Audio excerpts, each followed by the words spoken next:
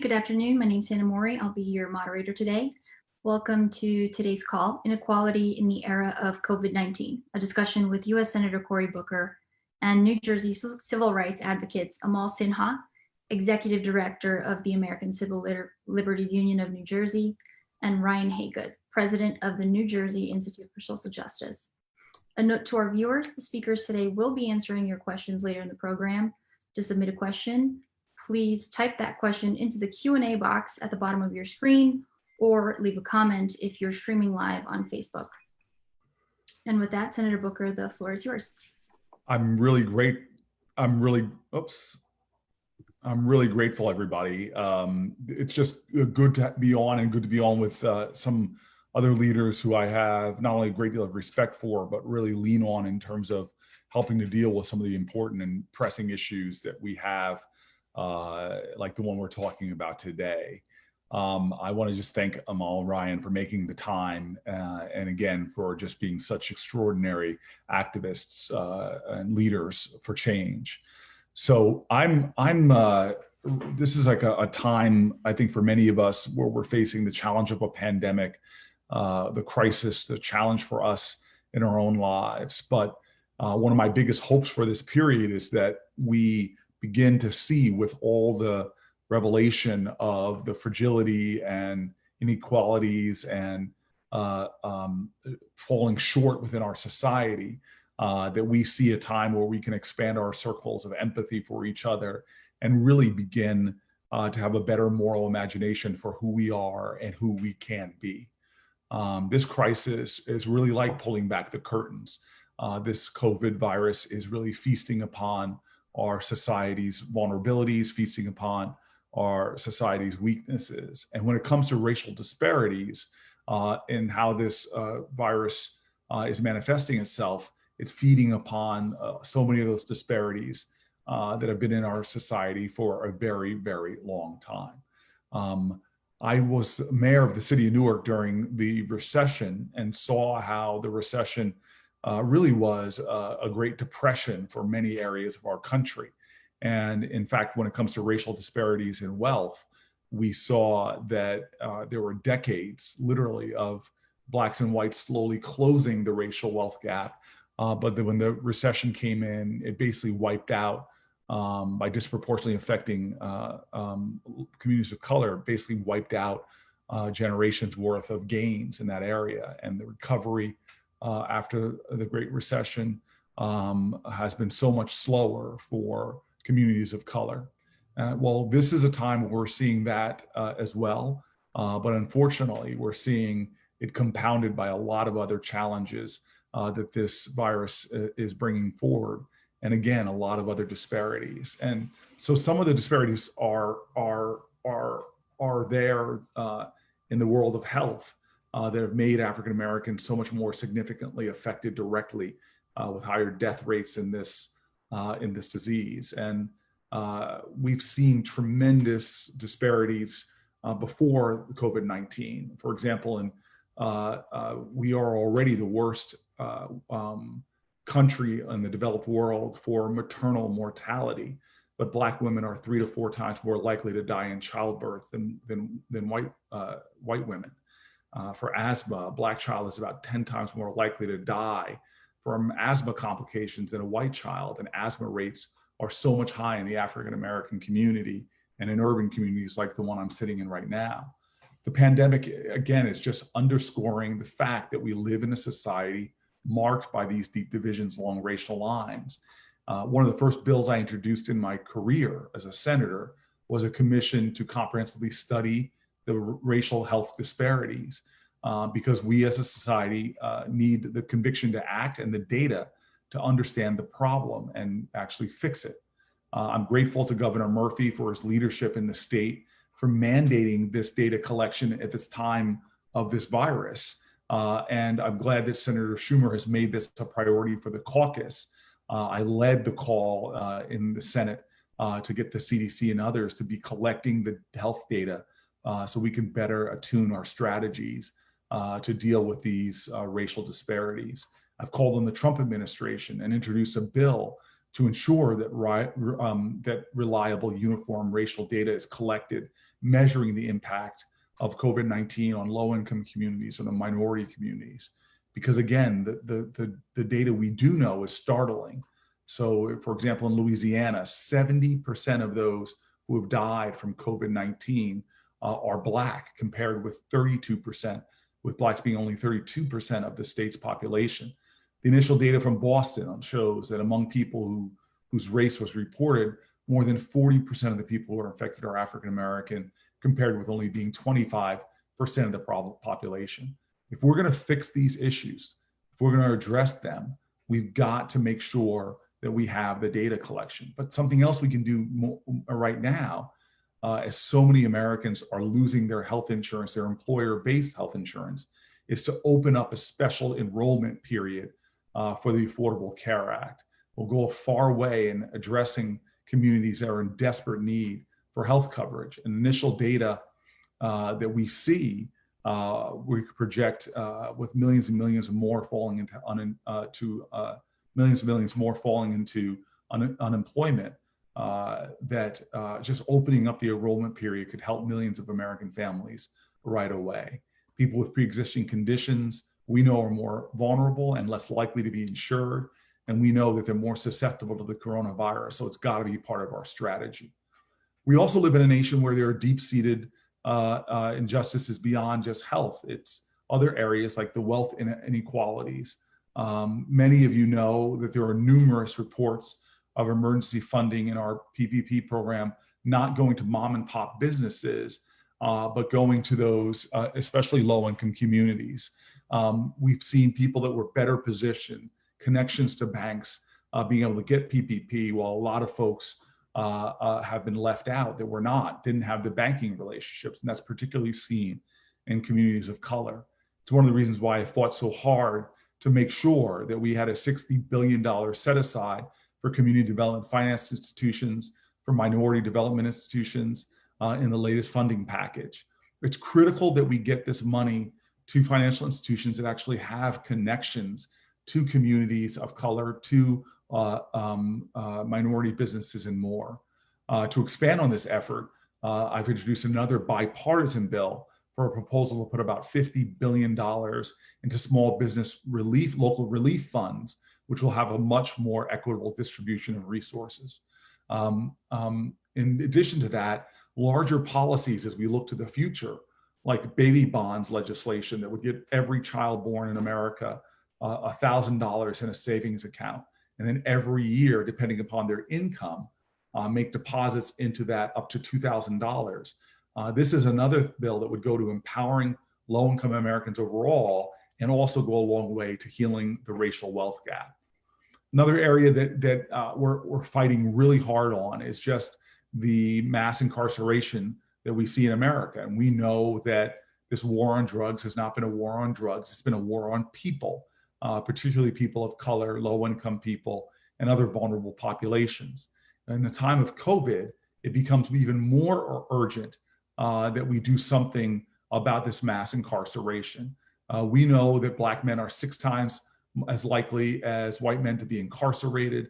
Hispanic and Latino men are about 2 times as likely. We know there's no difference in using drugs or dealing drugs, but African Americans are 3 to 4 times more likely to be arrested. And so we have been aggressively engaged in my office during this time of COVID to really push for the release of people from prison, pushing to stop people from going in for things like technical parole violations, really an agenda to depopulate our prisons and jails during this time, especially this time that prisons and jails are becoming hotspots. I know that the ACLU of New Jersey is doing important work advocating for the safety of people in our prisons and detainees in our ICE facilities in New Jersey. I'm thankful for their leadership. I've reached out to BOP and ICE to do a much more aggressive job on releasing those folks who pose no threat to our society whatsoever, but can begin to depopulate those prisons, jails, and immigration detention facilities and encourage safety. This is a time that demands activism and demands leadership. This crisis is a time not for us to long to go back to normal, but to double down on committing ourselves to creating a new normal, to expanding that moral imagination, to know that we can create a better society that doesn't just pat workers on the back and call them essential, but actually invests in them and makes a commitment to things like healthcare and paid family leave and a living wage. This is the time that we as a society must create that more beloved community. We've seen that how out of darkness in the past, whether it's the bombing in Birmingham that killed 4 girls in a church, or even the shirtwaist factory fire, often out of tragedies, we emerge more committed to each other and more of a sense of urgency to create a more just nation. This has got to be one of those times. And so I'm really grateful for the ACLU of New Jersey and New Jersey Institute of Social Justice. Grateful to be working with them as we fight on this next big relief package in Washington. And I'm looking forward to the rest of this forum today. Thank you very much.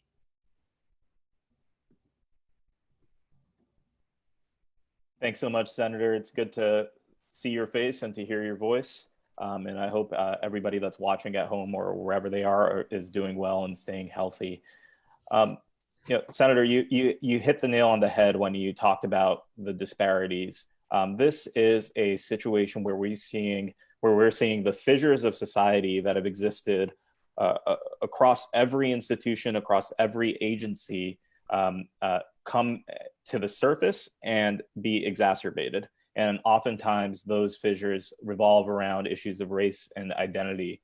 I'm here to talk about the stuff that we're doing in the criminal justice and immigration justice space, but I want to take a minute to acknowledge the fact that Black and brown people and communities are going to be impacted and are being impacted in disparate ways across the COVID-19 pandemic. And what we know at the ACLU and my partner here at the Institute of Social Justice, Ryan, knows is that COVID-19 and the response to it is a racial justice issue.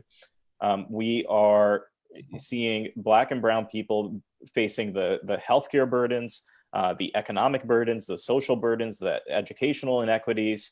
They're dying at a faster rate. They are overrepresented in the criminal justice system, and therefore they're suffering there. They are the frontline workers, the grocery store clerks, the people in the healthcare industry that are saving lives.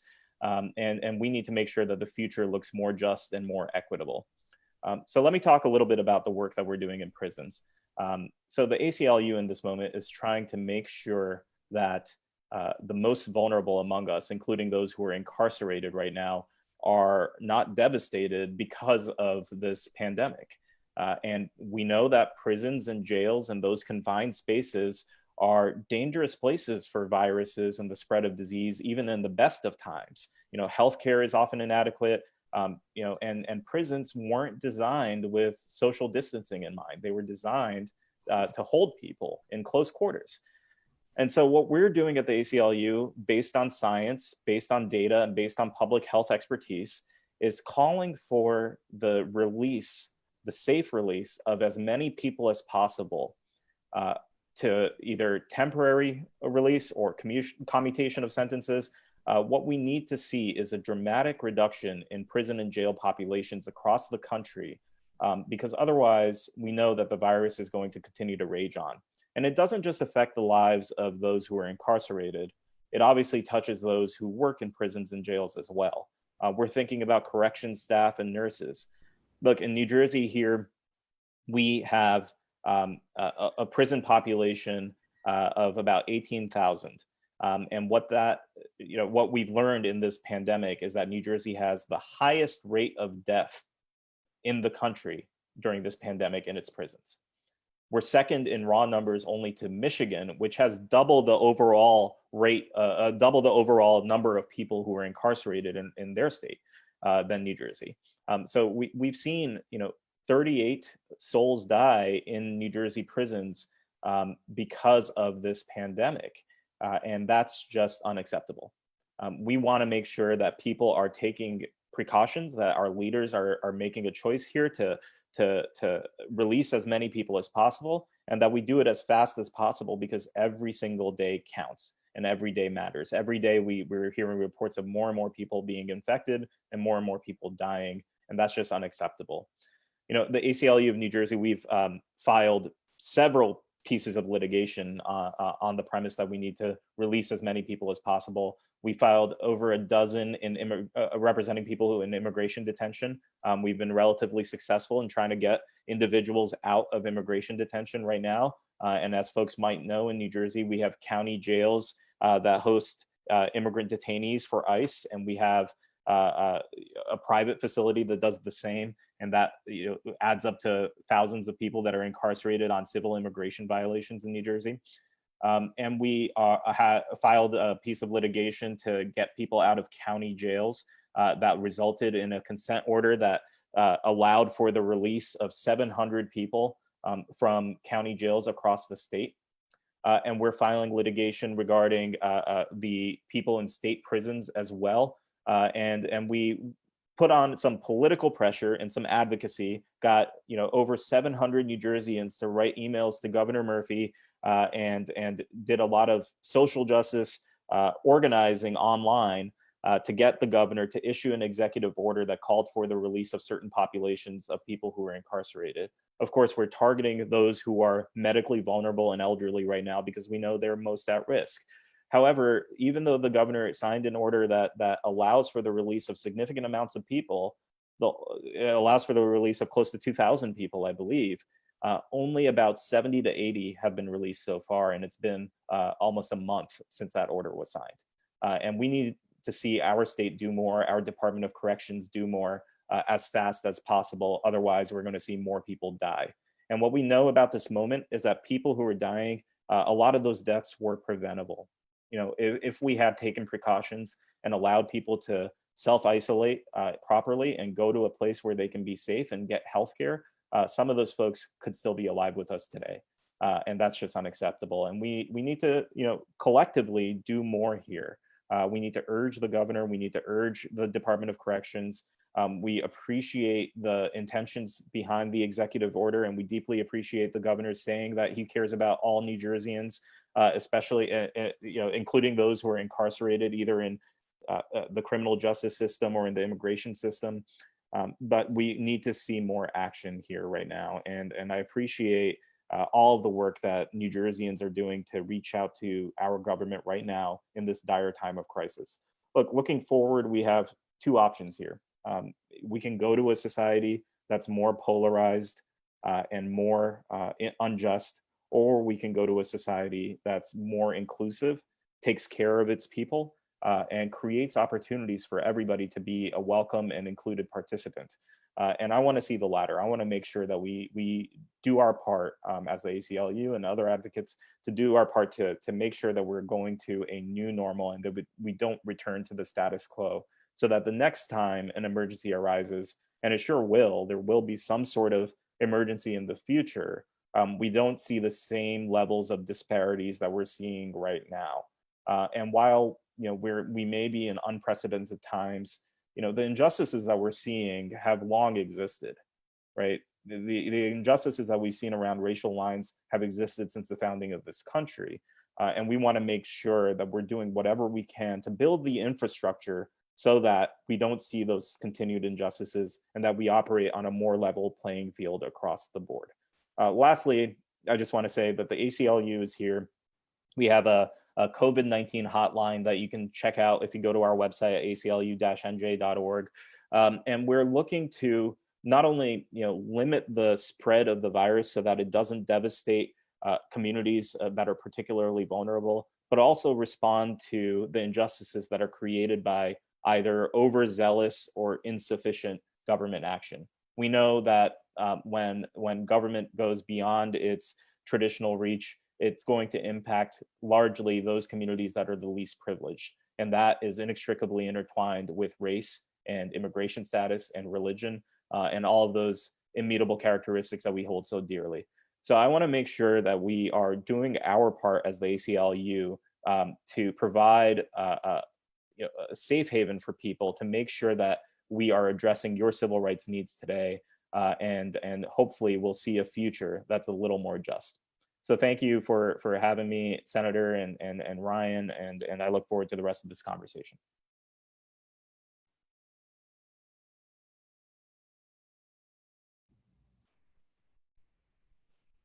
Thanks so much, Amol. It's so great to be a part of this conversation and to join you, Senator Booker. Folks should know that Senator Booker was the Institute's first lawyer 21 years ago when we were founded, and we're especially proud of that fact and the work that he is doing now federally. And as I think about this particular moment, I think about how we need courageous leadership from folks like Senator Booker at the federal level, but how we also are responsible in the communities where we live to push aggressively for change, because change, when it's happened, it's always happened from the ground up in our communities, often not from Washington, D.C. down. And so to Amol's point, we're especially powerful, even though we're facing some unprecedented challenges at the hands of and in the throes of the coronavirus pandemic. And as we think about the sort of the theme of the cracks in our foundation, it's clear to us during this conversation and to you all watching that this pandemic has exposed deep pre-existing cracks in our foundation. And those cracks are causing earthquakes in Black and Brown communities. In particular, these communities were already lacking the necessary resources, and they will now require more. The data in New Jersey shows that the coronavirus-related deaths of Black people are about 50% higher than our overall population of the state of New Jersey.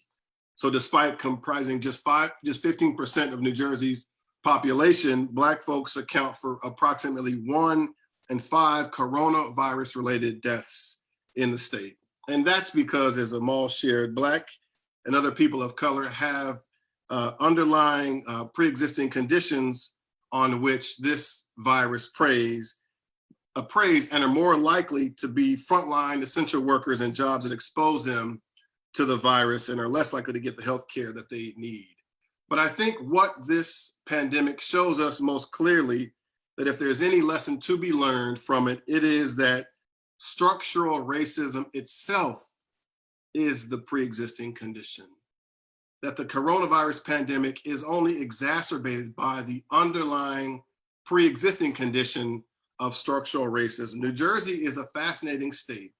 It is at once one of the most racially diverse states, but that racial diversity exists along some of the fiercest racial segregation.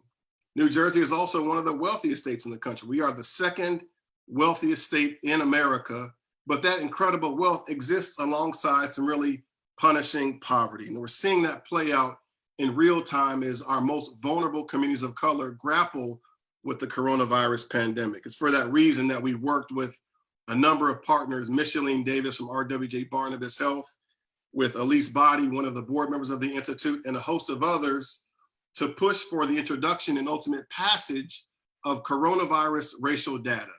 And the thinking is that, as we know, pandemics like these always cause earthquakes in communities of color where there are cracks in the pre-existing foundation. And so we've asked for, and we're blessed to get past, data that will be provided at the census tract level by race, by gender, by location, and we will see clearly the way in which coronavirus is disproportionately impacting particular communities of color. Then the challenge for us is to imagine a response that is commensurate with the harm. Meaning we have to think about, how do we address the exacerbated harm from the coronavirus pandemic, but also address the pre-existing racial disparities themselves rooted in structural racism. So for example, when this data is made available, we expect to map it and be able to identify those communities most impacted by the pandemic.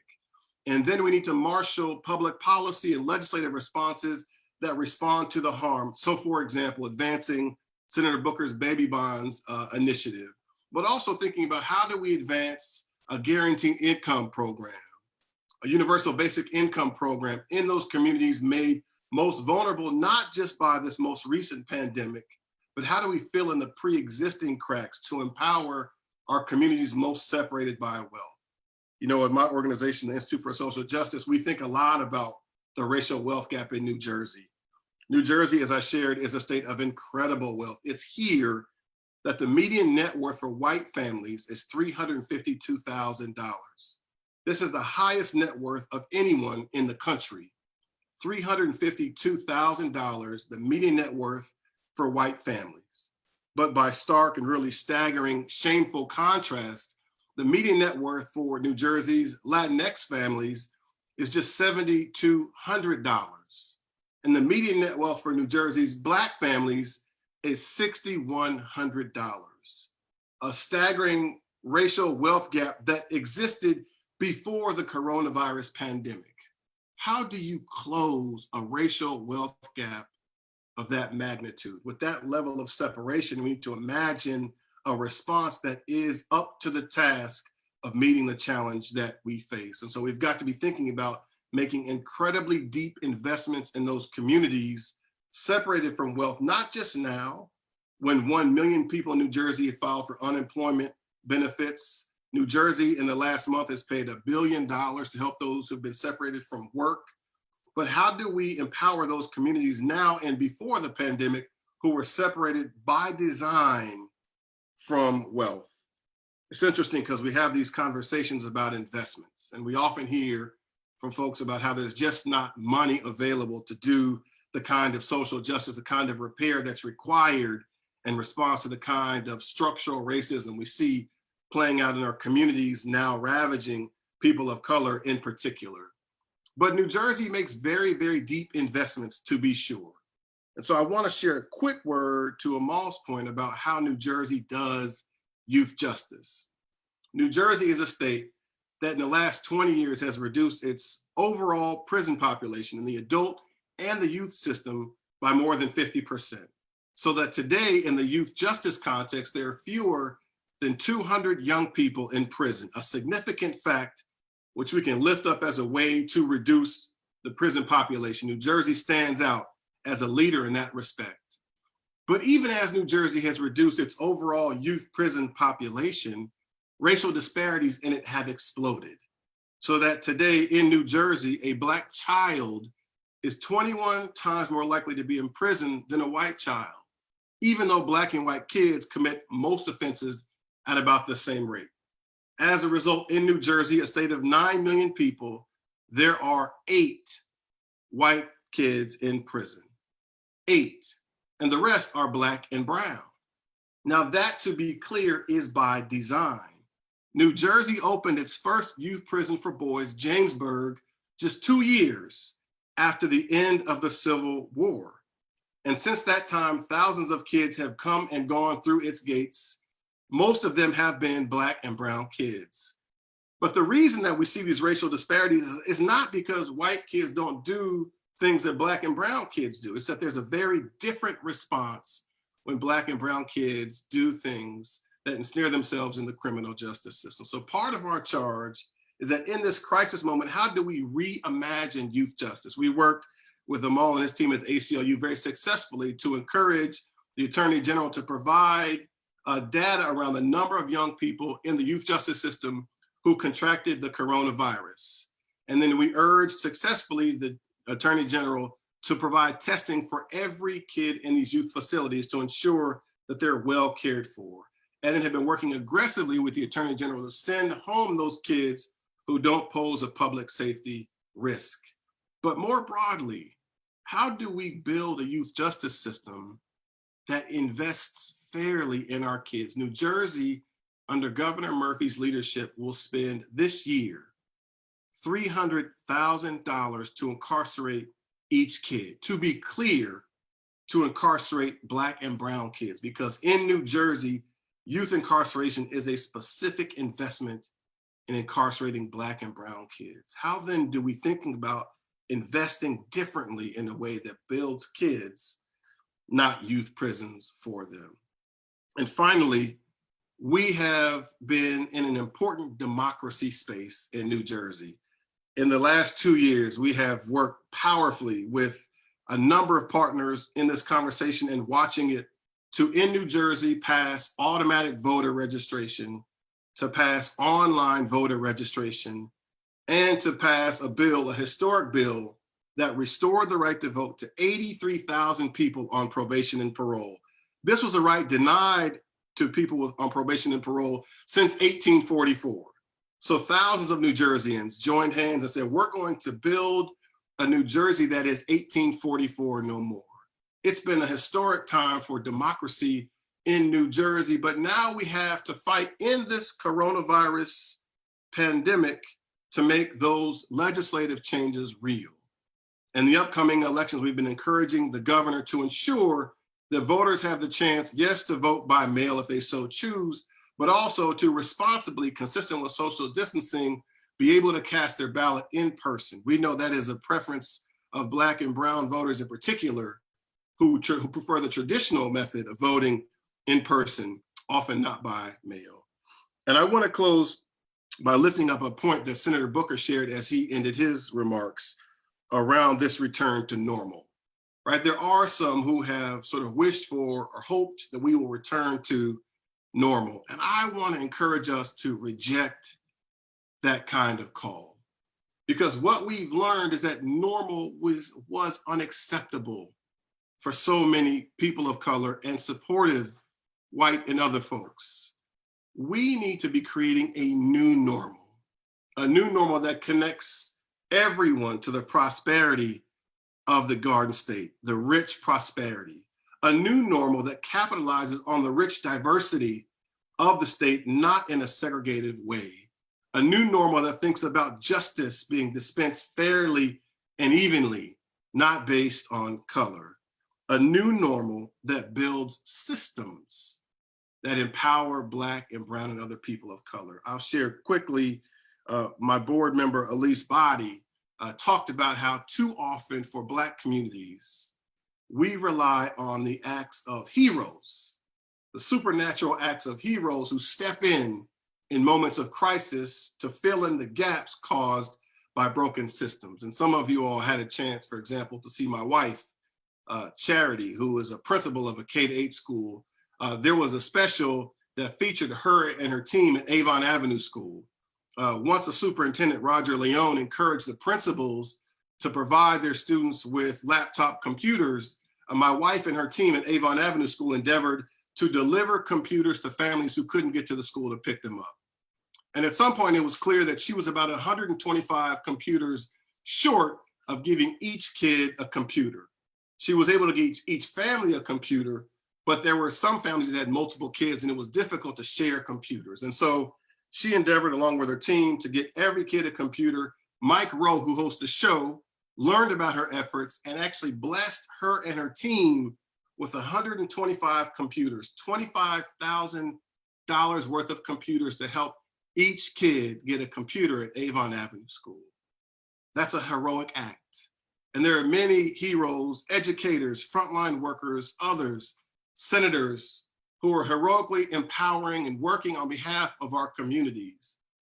But the truth is, as Elise shared in the powerful piece she wrote, heroic acts and heroes are not substitute for a system, for systems that should be designed to empower our folks. And so the new normal is, yes, every community can enjoy heroic acts, but what we need to be building in our new normal are systems that connect people to the prosperity in their communities, the richness of the diversity in their communities, the health of their communities, and the justice in their communities. And I thank you, Amol, for hosting us, Senator Booker, for joining us. I look forward to the questions that follow. Thank you.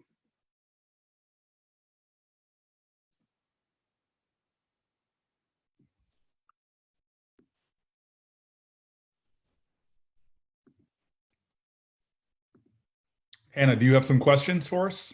Great. Yes. The first question we have is for Senator Booker. Multiple studies around the country have shown that COVID-19 death rates are disproportionately higher in communities of color. What are our elected officials, including you, doing to address these racial disparities, or what more can be done? Well, I think Amol and Ryan just laid out a lot of things that can be done. Again, it's just painful for so many to watch us sort of view this as a crisis in this moment, when many of us know that this has been a crisis going on from the founding of our nation, these racial disparities. What is demanded is a sense of urgency to do something about it. I want to say very specifically that one of the many things that we're trying to do on the federal level right now is just to get a lot more data. I know Amol is aware of the fact that we on the federal level don't even collect the data on police-involved shootings. It's very hard to have strategies to deal with a problem if you can't pull the information and study it. And so I introduced the COVID-19 Racial and Ethnic Disparities Task Force Act, along with Senator Harris, which would create a task force to begin to research the racial disparities that emerged out of this coronavirus, the deaths, and the more the dynamics, and really provide guidance on the best practices to decrease these alarming numbers and deal with a lot of the systemic problems. There's a number of other actions that I am glad to see a lot of my colleagues and I joining together. For example, I'm co-sponsoring a bill with Senator Warren that would require HHS to collect and report racial and demographic data on COVID-19 testing, treatment, and fatality rates. And this, again, is a welcome step forward. But there is so much more we need to be doing, much of which has been addressed. And frankly, I'm concerned about if a vaccine, or I should say when a vaccine is made available, are we going to be diligent in making sure that as we ramp up the support of that, there are many people in our state, as I think Ryan said, that can afford to stay home or are not in danger of losing their job, can telecommute.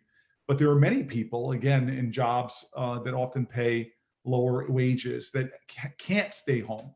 And getting testing resources applied in a way that is apportioned in a way that goes directly to the people that are most in need, those frontline first responders, but also many of those people that are more economically vulnerable. All of these things should be talked about and a plan should be made to how to deal with it. And on the federal level, this is something I'm working on, fighting for, and speaking out about. You can go to the next question, Hannah. Thank you. And just to be clear, some questions were submitted specifically for an individual, but Ryan and Amol, please feel free to jump in if you'd like. Yeah, neither of those guys are very shy, but I'm sure they'll jump in. That makes them so effective. Great. So the second one is for Ryan and the group. Ryan, you talked about how communities of color have been impacted disproportionately throughout this pandemic. We've seen policies like mortgage and eviction relief in New Jersey. But what should we be doing so we don't end up in the same place again next time there is a crisis? Yeah. So thank you so much for the question. It's one that I have thought about a lot with my team at the Institute. We're in an important moment. To Senator Booker's point, these crises, as heart-wrenching as they are opportunities to confront the challenges that we see. And I've been thinking a lot about this particular moment in the context of Katrina. So folks will remember that when Hurricane Katrina struck, there were these devastating images of people on the roofs of their homes or in the Superdome, or even those who passed away in the water, drowned in the water. And there was this initial surge of compassion to respond, to repair the harm that Katrina had ravaged on New Orleans and in the lower Ninth Ward in particular. But that compassion quickly gave way to personal responsibility critique. And folks then began to ask, well, why is it that they didn't get out of harm's way, right? Why didn't they? There was something that they did that brought the harm upon themselves. Of course, they couldn't get out of harm's way, right, as we know. And that quickly gave way then to Katrina fatigue. And folks got tired of thinking about Katrina and talking about Katrina. And I think a lot about where we are in the lifespan of the coronavirus pandemic. Initially, when the first stories came out of New Rochelle, there was a compassionate response, as there should be. That's an appropriate response. We've heard in the last several weeks some critique was, so why is it that, for example, Black folks have a higher incidence of the underlying conditions on which coronavirus preys? What's that about, right? Is that because of them? And so we've been hearing some of that. And we will, as a country, soon move to the coronavirus fatigue phase. But we're not there yet. We're now sort of in the investments phase. There's a lot of requests for federal dollars. to come to states. States are thinking about their budgets very differently.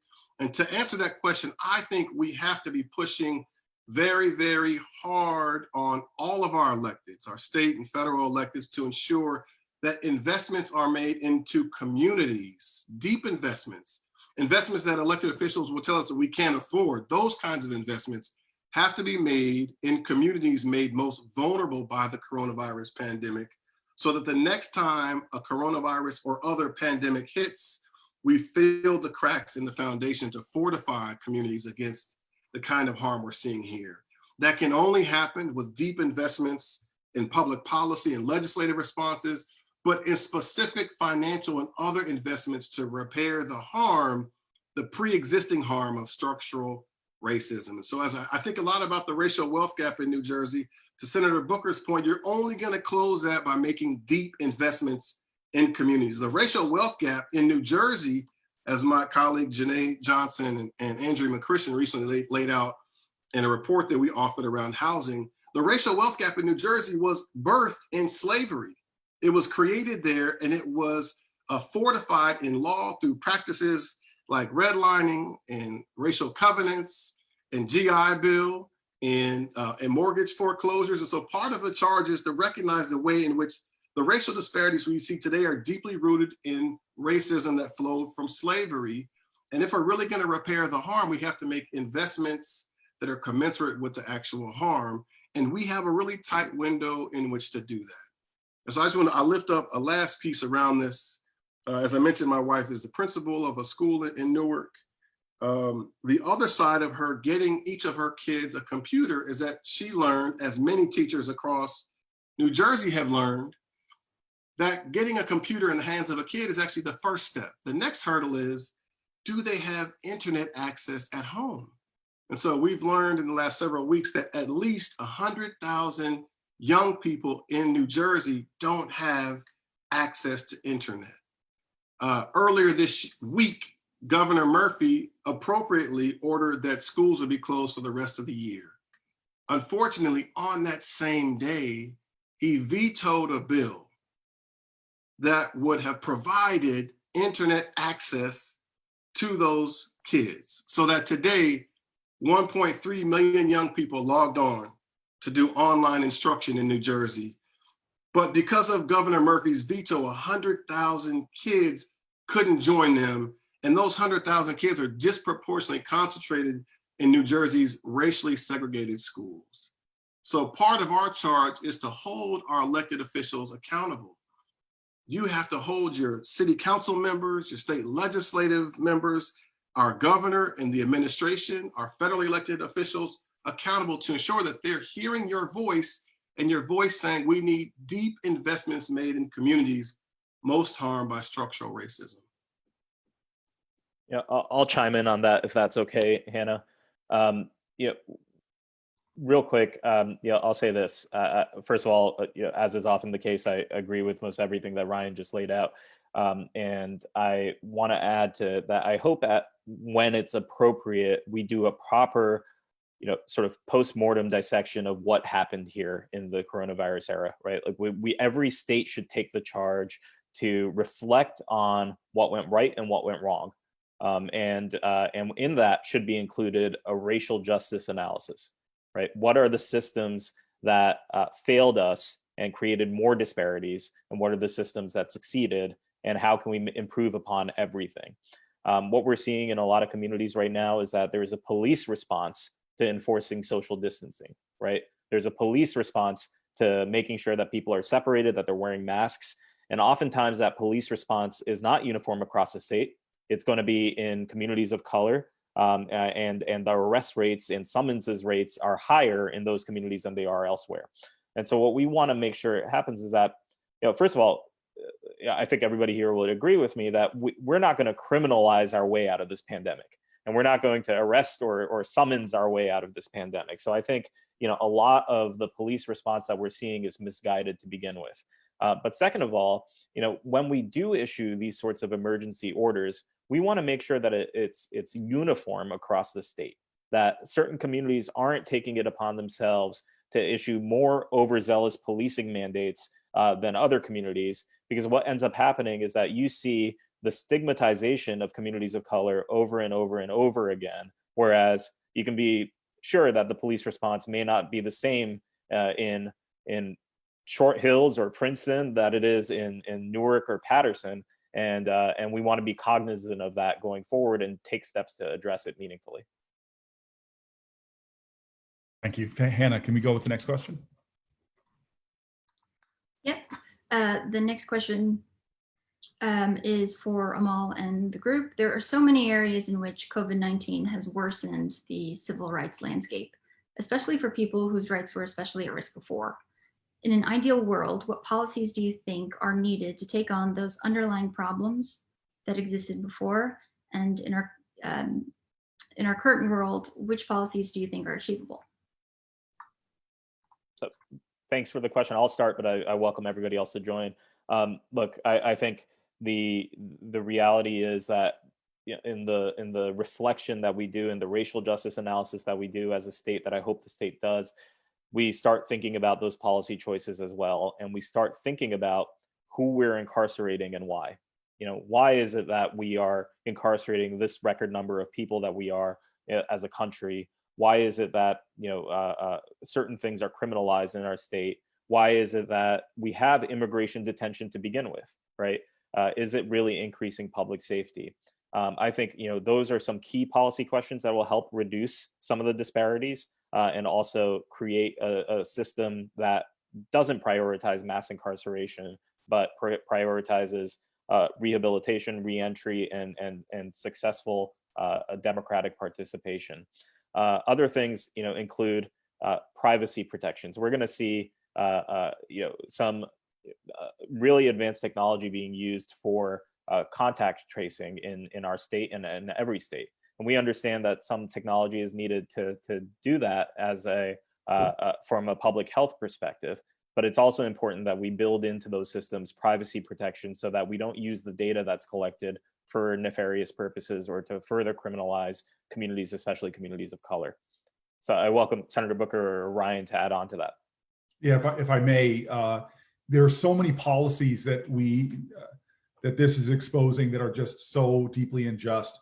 We know that ICE policies right now, which have seen really unnecessary detention. I've called for an ending of these detention facilities. We see that so many of the people we put into them, it's just a waste of taxpayer money, puts people generally at risk. We know from the end of the Obama administration that there are less expensive ways to get almost full compliance with our civil court system to give case management ways of going about this. And so there are a lot of changes to our immigration law that would make us all less vulnerable as a society, as well as not an affront to the dignity of those that are incarcerated. I've mentioned other policies that deal with American workers, and that's everything from paid leave, paid sick leave. We need stronger OSHA standards and protections. We are seeing a lot going on with just working conditions as a whole. We call people essential workers, and we now talk openly about that, but we really need to start talking about things like hazard pay and living wages and fair wages for a lot of these jobs that we now even more so know are critical to our national well-being as well as national defense. Our healthcare system is savagely broken, and I was watching a show on PBS last night, their evening news show, just showing how employer-based healthcare systems are so deeply unfair because during economic downturns, you have so many people, and they were just documenting different examples of people, someone with Crohn's disease who has a pre-existing condition and the cost of their medicines, a family with children. I mean, given the wealthiest country on the planet, and frankly, the most money we're spending on healthcare of any other country with the worst results. This system is so broken, and it's savage shards in an economic downturn are just grinding more people into that insecurity and bankruptcy and other personal challenges. We need to make sure that a lot of the important services that governments are doing are culturally competent, being provided with information in multiple languages. I can go through a lot of things that are being exposed here. And again, it gets me back to that first point I made is it's important to know, but really what are we going to be doing to address these issues? Even just the lack of expansion of Medicaid in many states is catching millions of Americans in a far more vulnerable position. Drug pricing and the cost of our prescription drugs in this country. There are so many things that we have even more of an urgency to address now than ever before. And I feel a real sense of urgency, and I hope that you share that as well. But unless Ryan wants to comment, we'll keep getting through these questions. Hannah, I know we're running short on time. So I would just pick up briefly on your point, Senator Booker, and to the question around what sort of policies we can advance around the criminal justice, youth justice work. You know, what New Jersey is doing something right in the youth justice system. And that's reflected in the fact that there are 8 white kids in prison. That number doesn't reflect actual participation in crime of white kids. What it reflects is a really compassionate response from the system that is advanced towards white kids. And so one way this plays out is that, you know, every police station has the ability to do what's called a station house adjustment. So a kid gets arrested, is brought to if the kid makes it to the precinct, a decision can be made to say to the kid, listen, don't do this again, or this will happen. In the meantime, go home with a stern warning. And we studied this, the ACLU's looked closely at this. We've seen the way in which station house adjustments are applied very unevenly from county to county. But if you back up and you look at the way in which over-policing happens in our schools, right? There's a precursor to the station house adjustment policy. And so part of what New Jersey just has to do is marshal the same kind of compassion that we afford white kids to reach Black and brown kids who comprise an overwhelming majority of those in prison. And the final thing I'll say, I lifted it up, but it bears repeating, is investing. You know, we can't be in a place where we say we can't afford to provide internet to 100,000 kids who don't have it when they're expected to do learning at home online. Or we can't say we can't afford to provide internet for those kids, but then invest $300,000 to incarcerate each kid each year. Like, the reason why you have these racial disparities in youth prisons is because we make such deep investments in incarcerating Black and brown kids. Suppose, if you will, imagine if you made an investment of $300,000 on the front end in a kid's life. What would the outcomes be, right? And so we just have to flip the way in which we've done justice, or where we've administered justice as it relates to Black and brown kids, marshaling the same kind of systems we've created for our white kids. The racialized system we've created has to be dismantled and reconfigured so that the justice system is actually justice for every kid who encounters it. Ryan, I mean, you're preaching gospel, man. If we were not socially distanced, I'd pass the collection plate over there. You get me fired up because we have the money. The society has the money. We're paying so much more for these problems on the back end. Right. Like, take maternal mortality. It would be cheaper to give every low-income woman in America doula care than to pay the cost we are paying as a society for incredibly high rates of birth complications, maternal mortality, infant mortality. And so when you said that, you just triggered a memory in me when I was coming up in Newark politics, where we had this great woman, and I'm blanking on her name, but she was doing a presentation of a map of Newark and looking at different census tracts with how much money we spend on corrections per family in those census tracts. It was stunning to me that we were spending that money. So when you give that, and then the other thing is just it gets me is because, and I know Amol knows this as well, a lot of these issues other countries do. Right. You know, we're just out of line. Like, no other country incarcerates its people like this. I mean, I was talking to a Republican in the Senate about how insane it is to have some 65-year-old who was convicted of murder as a teenager, still incarcerated, and now medically vulnerable. So now they're in a prison, medically vulnerable, costing taxpayers so much money. But in other countries, the thought of more than 25 years first of all, we still, the age at which we try children for crimes is ridiculous here compared to other places. And it all costs us more money. And then the last thing I'll say, and by the way, Ryan, you're like the smartest guy I know for mentioning your wife's name like 3-4 times. You just want to make sure, for the record, you have praised your wife. I know it's Mother's Day coming up in 2 days, man. You are smart. Oh. Hello, my favorite senator. Hello. We'll never forget that you came and spoke to my 8th grade children 20 years ago. Yes. And then they voted for you. So. well, now I know why Ryan has the luckiest man in Newark, married up, and he knows how to continue to compliment his wife. But listen, one thing that she knows intimately is this ridiculousness of just the cost of rent in America. And the housing insecurity and how that affects kids in school. So if you are a kid in Newark, pick your city. It doesn't have to be Newark. We can talk Detroit, Chicago. You're in an environmentally unjust environment. The air quality here, the ASA rates are 3-4 times higher. More likely you live close to a Superfund site. We have 2 in our area, higher rates of birth control, of birth defects, higher rates of autism. So you have all these environmental toxins around you. Your housing stock is unstable often, and your access to housing is unstable. Remember the mortgage interest deduction, I'll defend that, but it goes overwhelmingly to people making over 6 figures. We don't have a rental. My policy vision is that anybody who's paying over 1/3 of their income on rent should get a refundable tax credit between the 1/3 of their income and the area median income. It would take 9 million families out of poverty.